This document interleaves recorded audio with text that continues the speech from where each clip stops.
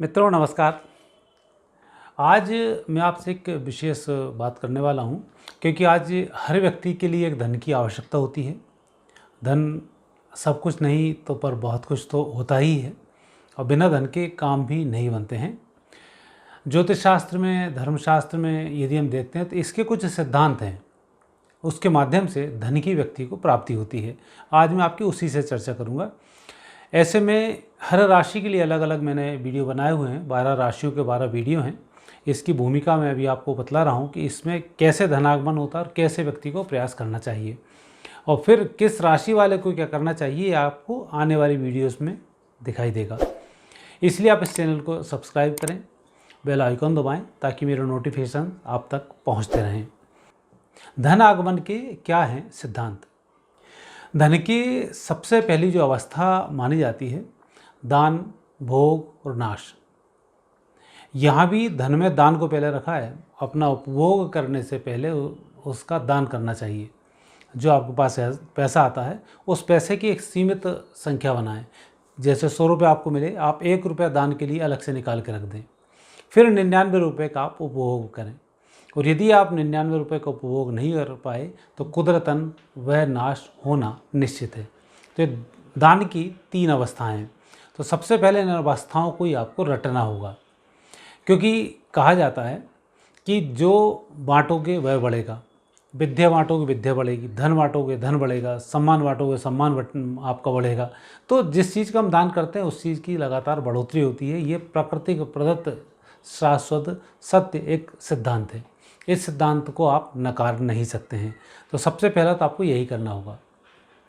दूसरा, धनागमन के हम कई प्रकार के स्रोत ढूंढते हैं। जैसे हम यदि देखें प्रकृति को, व्यक्ति के जन्म से पहले माँ के आंचल में दूध होता है, अर्थात प्रकृति ने आपके पालन पोषण की व्यवस्था पहले से की हुई है। लेकिन हम जन्म लेने के बाद क्या करते हैं, पढ़ लिख कर बड़े हुए, बड़े होने के बाद फिर वही कैसे भी पैसा हमारे पास आए हम उसके लिए प्रयास करना शुरू कर देते हैं। पहले यदि आप जाएं तो कुछ समय पहले या 50 एक साल पहले यदि बात करते हैं तो लोगों से बात करते, आप हमारे लिए गवाही दे दें। तत्काल व्यक्ति बोलता था भैया झूठी गवाही हम नहीं देंगे, हमें बीवी बच्चे पालने हैं, ये हमारे घर में। और आज झूठ बोलना तत्काल दे देते हैं। क्यों? क्योंकि बीवी बच्चे पालने हैं। मतलब एक शब्द है और कितना डिफरेंस है। मतलब वहाँ व्यक्ति झूठ नहीं बोलता है क्योंकि उसको बच्चों के साथ न्याय करना है, और यहाँ बच्चों के लिए धन कमा के लाना, इसलिए झूठ बोलकर काम कर रहा है।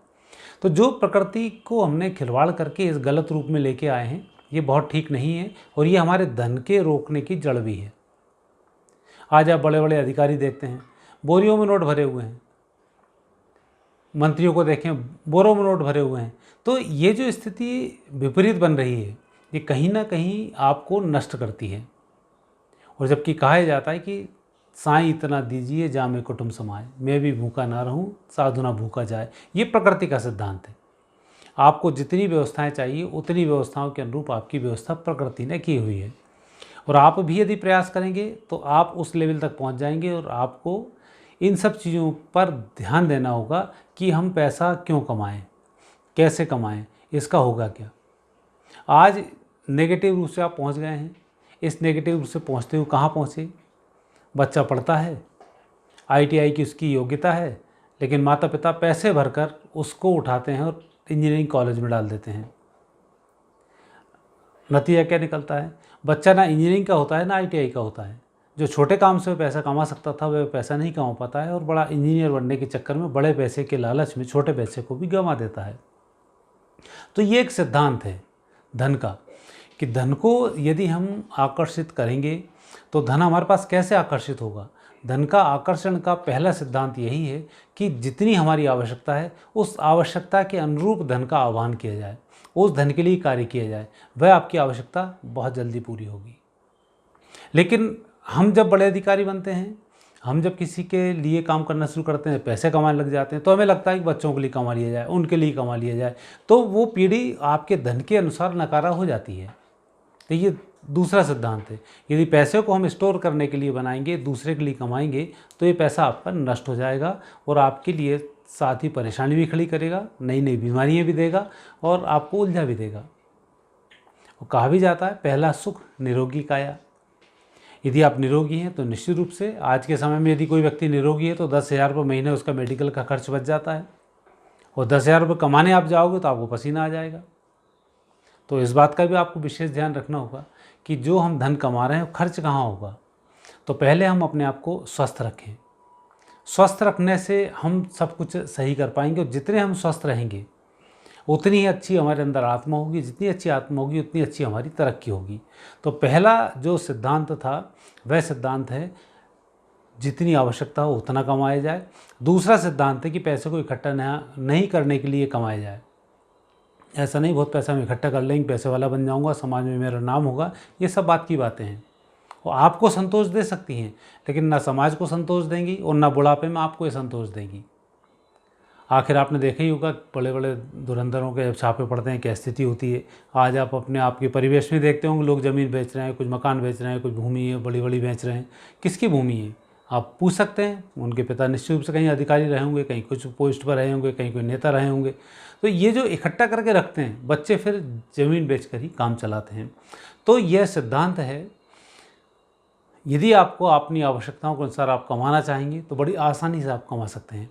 अब दूसरा सिद्धांत इसमें आता है, यदि हम इंडस्ट्रीज़ में बनना चाहते हैं, यदि हम अधिकारी बनना चाहते हैं, यदि हम कुछ और बड़े पद पर जाना चाहते हैं और फिर जो धन कमाना चाहते हैं, तो वो एक सिद्धांत अलग आता है। मतलब ऐसा नहीं है मेरा कहना कि आप अपने में संतुष्ट हैं, उतना कमा लिए आपका काम खत्म होगा। आपको देश के लिए भी काम करना है, अपने परिवार के लिए भी काम करना है, अपने समाज के लिए भी काम करना है। तो आपको उस तरीके की प्लानिंग करनी होगी, और इसी प्लानिंग में वास्तु के सिद्धांत काम करते हैं, और इसी प्लानिंग में ज्योतिष भी काम करता है। ज्योतिष के सिद्धांत को यदि हम लेकर चलें, सबसे पहले इसमें आपकी राशि को देखा जाता है। जो आपकी राशि है, जैसे आप मेष राशि के स्वामी हैं तो चंद्रमा आपकी राशि के लिए मेष राशि में है। मतलब पूर्व जन्म का जो संस्कार है, जो आपका पूर्वार्ध है, चंद्र के रूप में आपको प्राप्त होगा। तो मेष राशि के जो कैरेक्टर्स हैं वो आपके अंदर आएंगे और उसके अनुरूप आप धन कमाना शुरू करेंगे। दूसरा, मेष राशि के स्वामी हैं मंगल। मंगल कैसा कमाएगा? कहीं स्थायी संपत्ति को लेकर आएगा, कोई ना कोई स्थायी काम वो करने के लिए प्लानिंग करता रहेगा और उस तरह से वह सक्सेस हो जाएगा। तो पहला चंद्र, दूसरा मंगल। तीसरा, धन स्थान का स्वामी अर्थात शुक्र। शुक्र का संबंध माता से भी है, बहनों से भी है, पत्नी से भी है, लेकिन मूल संबंध पत्नी से है। और द्वितीय जो संबंध है वो खुद के कार्यकलापों से है। आप धन कैसा कमाना चाहते हैं, कैसी आपको प्लानिंग चाहिए, किन लोगों से आपको धन कमाना है, किस प्रकार के आपको व्यवसाय करने हैं, उसका संबंध फिर शुक्र से आप जोड़ेंगे। जहाँ मंगल, चंद्र और शुक्र तीन का संबंध कहीं बन जाता है तो निश्चित माने आप कहीं भी रहेंगे, आपके पास धन की कोई कमी नहीं आएगी। लेकिन होता इसके विपरीत है कि हर कुछ आपके अनुसार तो होता नहीं है। ग्रह कोई कहाँ बैठा है, कोई कहाँ बैठा है, कोई कहाँ बैठा है। अब इनके अनुरूप व्यक्ति को फिर पैसे कमाने होते हैं और संघर्ष में सफलता भी ढूंढनी होती है। पूर्व जन्म के पापों को भी नष्ट करना होता है, क्योंकि जब पैसा नहीं आएगा, सुविधाएं कम होंगी, तो निश्चित रूप से पूर्व जन्म में कोई काम किया होगा। आज आप बहुत सारा पैसा इकट्ठा करके मर जाओ, आने वाले समय में आपको पैसा नहीं मिलेगा। क्योंकि हमारे धर्मशास्त्र का सिद्धांत है कि आप पृथ्वी पे आए हैं तो आपकी धन की, रहने की सब कुछ व्यवस्थाएं कुदरत ने आपके साथ की हुई हैं, लेकिन आप अपने व्यक्तिगत प्रभाव के कारण उस चीज़ को स्टोर कर लेते हैं और स्टोर करके आप मर जाते हैं। तो वह जो धन होता है वह धन आपको उस जन्म का इस जन्म में मिल चुका होता है और आने वाले जन्म में आप परेशान हो रहे होते हैं। और उस परेशानी को दूर करने के लिए हम इस आकर्षण के सिद्धांत पर काम करते हैं। और धन का जो आकर्षण का सिद्धांत है वह सिद्धांत यही है कि हम जो भी कार्य करने जा रहे हैं उस कार्य में सबसे पहले तो हम अपनी योग्यता को बढ़ाएं। विद्या ददाति विनयम, विनयादि पात्रताम, पात्रता धर्मात्, ये आपने सुना होगा।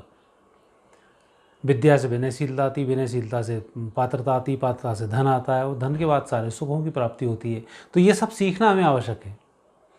आपके माता पिता बड़े अधिकारी हैं, बड़े मंत्री हैं, उन्होंने आपकी सारी व्यवस्थाएं कर दी, पर ये व्यवस्थाएं स्थायी नहीं है और ये उन्हीं के रहते हुए ही नष्ट हो जाएंगी। उनके नहीं हुए तो आपके रहते हुए नष्ट हो जाएंगे, आप उनका उपभोग नहीं कर पाएंगे। इसलिए प्रथम सिद्धांत यह है कि जो काम आप कर रहे हैं, जो आपकी राशि है, उस राशि के देवता का आप कैरेक्टर देखें कि वह कैसे चरित्र का देवता है जो आपकी मदद करेगा। मेष राशि है, मेष राशि के स्वामी मंगल है। मंगल बहुत मेहनती है, दिन भर मेहनत करता है, योद्धाओं की तरह कार्य करता है, तो आपको उससे संबंधित चीज़ ढूंढनी पड़ेगी। धन का स्वामी आपका शुक्र बनता है। शुक्र आपको कैसे आपकी मदद करेगा, कैसे आपको लोगों से पोलाइट होकर मिलना है, तब जाकर चंद्र की आपके ऊपर कृपा होगी और आप सफल होंगे। तो उस प्रकार से आपको सफलताओं की प्राप्ति होगी। और इसलिए मैंने हर राशि के अनुरूप आगे एक एक करके मैंने 12 एपिसोड इसके तैयार किए हैं कि हर राशि वाले व्यक्ति को क्या करना चाहिए कि आपके पास धन का स्रोत बना रहे और आगमन आपके पास नहीं रुके। अब अगला सिद्धांत, लक्ष्मी चंचला होती है, ये हमारे धर्मशास्त्र बोलते हैं। तो आज तक कोई लक्ष्मी को रोक भी नहीं पाया है। रावण हो, कंस हो, या कोई भी आपने देखा होगा कि आज के उद्योगपति वगैरह को भी देखें तो ऊपर नीचे अप डाउन चलते रहते हैं। कई मुख्यमंत्री रह चुके हैं, राज मुख्यमंत्री के बच्चे भीख मांगने की पोजीशन पर हैं उस समय, लेकिन उनका परपराटा रहा होगा। कई IAS हैं, आज उनके बच्चे भीख मांगने की पोजीशन पर हैं। कई ऐसे व्यापारी हैं जिन्होंने गलत तरीके से ब्याज लिया और कुछ किया, आज सब बुरी पोजीशन पर हैं। तो ये क्यों है? क्योंकि लक्ष्मी चंचला मानी गई है। और लक्ष्मी को रोकने के क्या उपाय हैं? लक्ष्मी विष्णु के चरण दबाती है। दूसरा सिद्धांत, विष्णु के चरण क्यों दबाती है कि विष्णु के क्या कैरेक्टर्स हैं। विष्णु कभी अपने लिए खुद कुछ नहीं करते हैं, हमेशा दूसरे के लिए काम करते हैं। प्रकृति को बचाने का वह काम करते हैं। जब विष्णु का अवतार होता है तो यदा यदाई धर्मश्च आपने देखा होगा, धर्म की हानि के लिए होगा, किसी दूसरे व्यक्ति की सहायता के लिए होगा, तो वह हमें करना चाहिए। विष्णु कभी पैसे इकट्ठे करके नहीं रखते हैं। राम के पास अपना पद था, अपना एक क्षेत्र था, उस क्षेत्र से उन्होंने कभी बढ़ाने की कोशिश नहीं की। चाहते तो लंका के राजा भी वो बन जाते, बाली का राजपाट भी उनके पास होता। कृष्ण चाहते तो सारा कुछ राजपाट उनके पास होता, इतने सारे राजाओं को उन्होंने हराया, वैसा उनके पास होता। लेकिन नहीं, उनके अंदर लोभ नहीं था, मोह नहीं था, कार्य करने की क्षमता थी, सबको साथ लेकर चलने की एक उनका मादा था, और उसके अनुरूप उन्हें सफलता की प्राप्ति हुई। तो द्वितीय सिद्धांत, लक्ष्मी को स्थायी रखना है तो विष्णु जी के स्वरूप में आपको कार्य करना होगा। तब आध्यात्मिक जो स्वरूप है वह स्वरूप यही है कि विष्णु जी के स्वरूप में लक्ष्मी आपके पास हमेशा विद्यमान रहेगी। लेकिन खर्च की स्थिति भी आपकी बन जाती है। कब? जबकि आप दुर्गुण को प्राप्त हो जाएं, व्यसनी आप हो जाएं और कहीं धन का आप दुरुपयोग करना शुरू करें। ऐसा जब दुरुपयोग करते हैं तो लक्ष्मी आपके हाथ से चली जाती है, चाहे आप कितना ही पैसा इकट्ठा क्यों ना कर लें।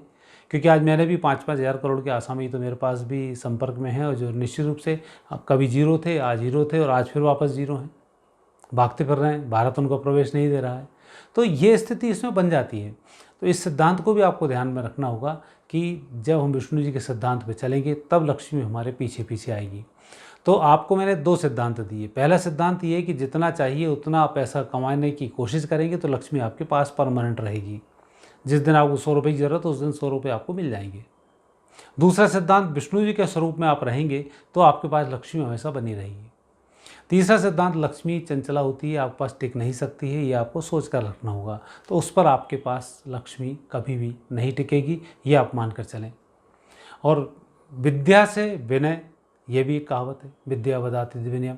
तो विद्या से विनय आता है। तो पढ़ाई आपकी हमेशा ज़रूरी है, यज्ञ तर्पण हमेशा ज़रूरी है, तीर्थ यात्राएँ हमेशा ज़रूरी हैं, प्रातःकाल सूर्योदय से पहले उठना हमेशा ज़रूरी है। ये धन के आकर्षण के सिद्धांत हैं जो मैं आपसे बात कर रहा हूँ, और इन्हीं का ज्योतिष से गहरा संबंध है। और वह मैंने आपको बतलाया कि आपकी राशि के स्वामी और आपके धन के स्वामी, इन 3 का संबंध इससे होता है कि आपके पास कितना पैसा आप ज़िंदगी में कमाएंगे, और पैसे को कमाकर आप क्या करेंगे, और आपको आगे पैसा कमाना है तो आपको सिद्धांत क्या रखना होगा। तो इस प्रकार से मैंने आज आपसे इस एपिसोड में एक छोटी सी चर्चा की कि इसके माध्यम से आप धन कमा सकते हैं। और बाकी अपनी राशि के लिए आगे आप हमारा कार्यक्रम देखते रहें, आपको अपनी राशि से संबंधित जानकारी सटीक मिलेगी। और निश्चित रूप से मैं कह सकता हूं कि इन उपायों को करके आप गरीब नहीं रहेंगे। धन्यवाद।